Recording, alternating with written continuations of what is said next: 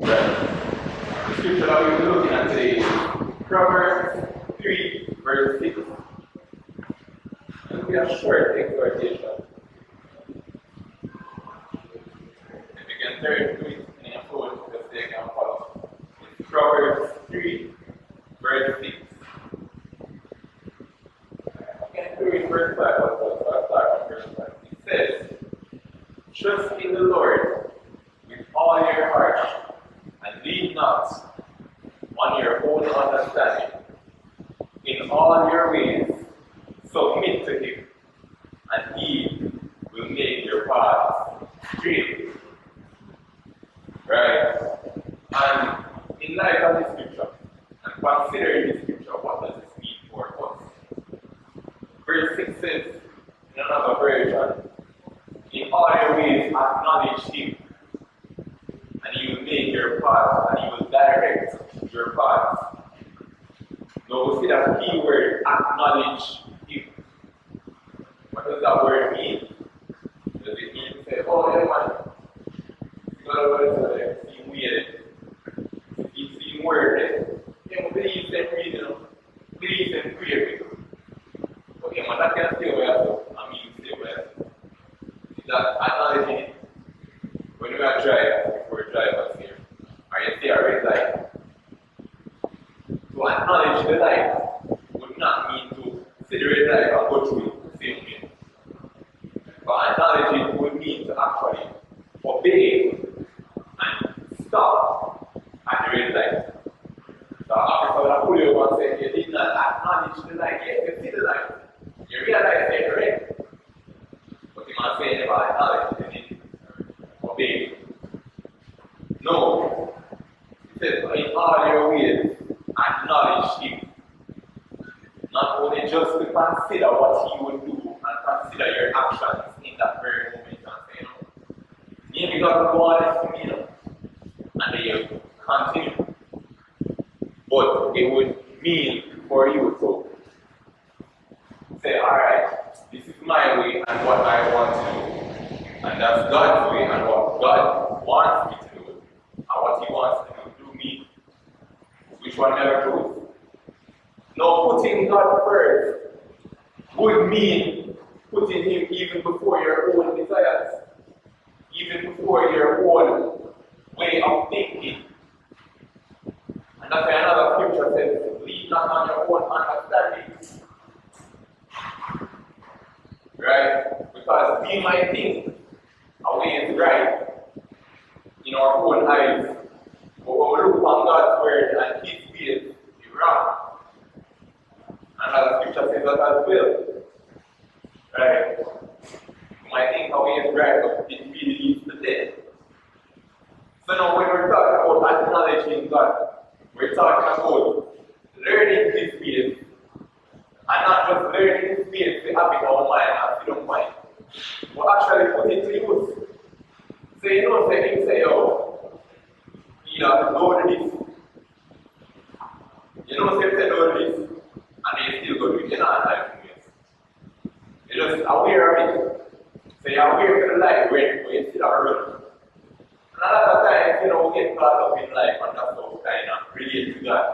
Because even me myself, I know better certain things. I'm still going to do the wrong thing. Or going to do otherwise from God, from what God would have wanted. But if we really sit down and say, oh, how we're going to keep God first in our life? That means that nothing will come before it. You're not going to ever put anything over God. That's how you keep Him first. Another word, first is priority. So say for instance, we're all in school, right?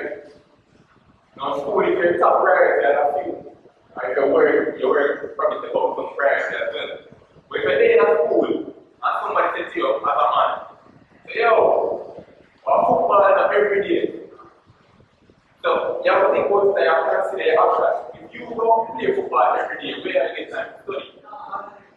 Now in life after you probably enjoy football, you probably enjoy party, you probably enjoy all these other things. But then when you look at your priorities, they automatically become a distraction because you have to say, yo, I have to get this cool thing done. the same way, ladies and gentlemen, you have God's will and you have all these other distractions. And when you consider things and you consider will, if you're truly prioritizing His will, you have to say to yourself, yo, wait. If me set up my around and do everything what me want, how me I go acknowledge God?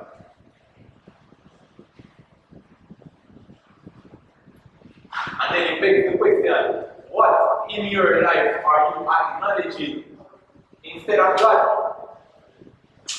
What is taking up priority? What is coming first, even before God? Because if you're not acknowledging God, that means you're not acknowledging for your reason. Either your own desires, I say, oh, boy, I can't follow that right now. So you have your own desires before God. Or maybe your friend them and influence. You know the right, but your friend them kind of tell you some things in their ears and they say, oh, here what? You're going to go to a party, here what? You're going to drink a bird, here what? You're going to drink, here what? You're going to do more jokes and you're going to strike from a friend and strike. So see, in this life, a lot of things can weasel them away before God, before His word, before what we know is right.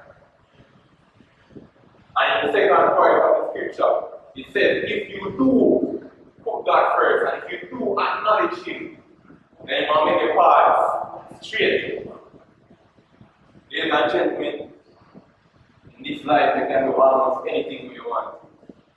You can do whole heap of things, you can do a little bit of things, and you can do a whole heap of things that are not good for you. And you can do a mixture of things that are good and bad.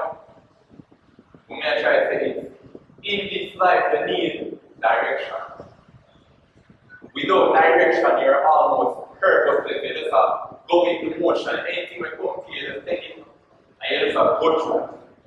No, we don't live with life. We live with purpose. We live with drive and desire and feel, accomplish something that is just greater than, oh, you know, some people this and you know do that. No. We live with more purpose than that, right? So when he says, if you acknowledge Him, you want to direct your path. That's the only thing you really need in your life. For God to direct your path. For God to show you, yo, where to go, who for having in your life, how to even handle yourself, your character, your money. If God has died, what are the things that you can't go wrong? Why you go wrong when God has died? You can't go wrong. And that's the promise in this verse and in this scripture. If you acknowledge Him and actually make Him first, He's going to guide your whole life. Ladies and gentlemen.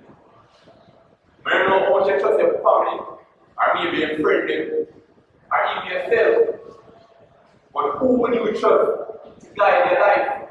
Literally make decisions for you, and literally show you what is right and what is wrong, and literally show you the best part for a purposeful and fulfilling life.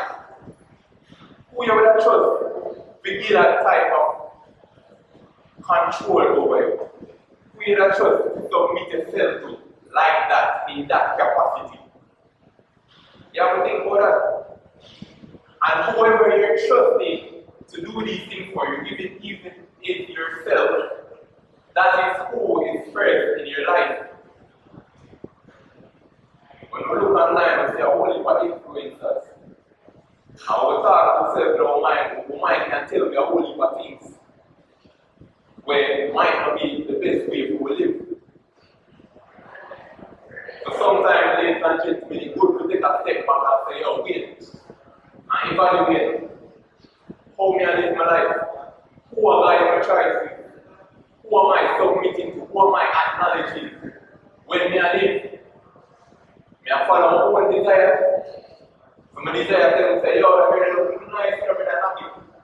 And we just go deal with it. My basically I worship my desires, I live for my desires.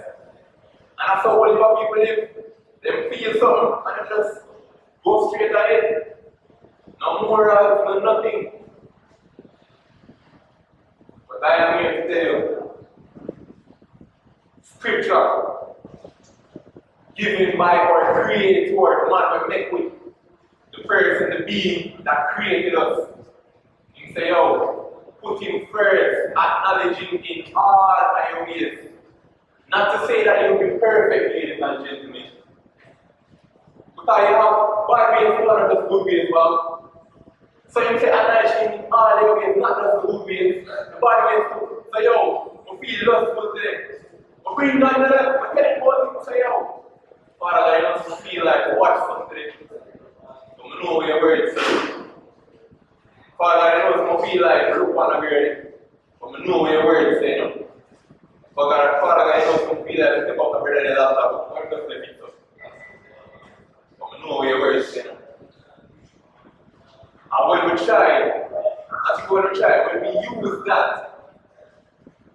as a template and a filter for our emotions and our desires, God's word is about God.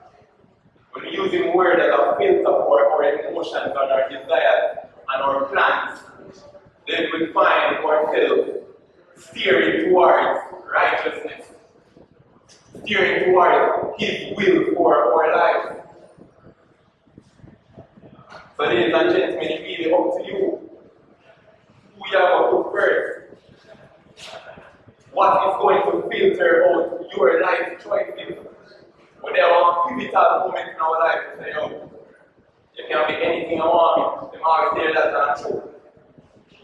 You can go turn a scammer, you can go graduate with a degree, you can go become a doctor, even though you study engineering. That's how life works. So if you're really saying, yo, who will I be? So the question remains, ladies and gentlemen, I have a question for your own heart. Is He first in your life? And if He isn't first, then what are the steps we can take to make Him first? These are one of the steps. Trust in the Lord with all of your heart. When you're anxious, when you feel away, when life a box and kill you, trust in the Lord with all of your heart. When you feel tired and stressed out, you can't bother with a degree anymore, trust in the Lord with all of your heart. And what the next part I said, in all your ways, acknowledge Him, and He will direct your path. So that's my few words. If you have any questions, you can show me or sign me up. You know, with the workplace, you can go to engine office and ask me to the spiritual committee as well. And if everybody feel like they have a burning desire for actually say, yo, how can I put God first? And I want to put God first. You can signal me and pray for you. You can come to me and be guided through it, but even right now, you can either put up your hand, give me a wink, anything, just to show me, say, yo, you actually are hearing me and say, I actually believe the scriptures. When they say, yo, if you put God first, my guide will one day life. And with that, ladies and gentlemen, I'd like to take this opportunity to pray for you all before we close out. Thank you, most righteous and heavenly Father, my God and my King. Thank you, God, for the opportunity to speak to these young people, mighty God, from this weak and imperfect vessel. And as I speak to them, mighty God, I speak to myself, for I am nowhere near perfection. Even as the word is landing on hearts, Almighty God, I pray, Lord, that you make them good soil, that the word will take root and bear fruit in their lives, Almighty God. And I pray against the plans of the enemy over their lives. The faulty mindset, Almighty God, thought patterns that may cause them to continue to stumble, Almighty God. Help them to walk in acknowledgement of you, even when they are stumbling, Almighty God. Even when they are struggling to make the right choices. Tell them to remember that you are their Almighty God. And if they will just put you first in their hearts, you would come in, Almighty God, and direct their very lives. Tell them to know that you are their creator and their savior, Almighty God. That you can give them rest and life and that more abundantly, Almighty God. And you know, as we close out, I pray God that your will will be done in the lives of these young people and in my life. These are all mercies I pray in Jesus' name. Amen. Thank you guys for listening. That was our Engine Spiritual Community Devotion. And we are live every Tuesday and Thursday at about midday between the hours of 12 to 1. We have some events coming up as well. So look out for that and we'll share more information on that as well. I think we have a prayer box in the engine room. You can go and ask for a form. I think we have an online form as well. But if you have any prayer requests, you can do that and we will indeed pray for you. Thank you guys for listening.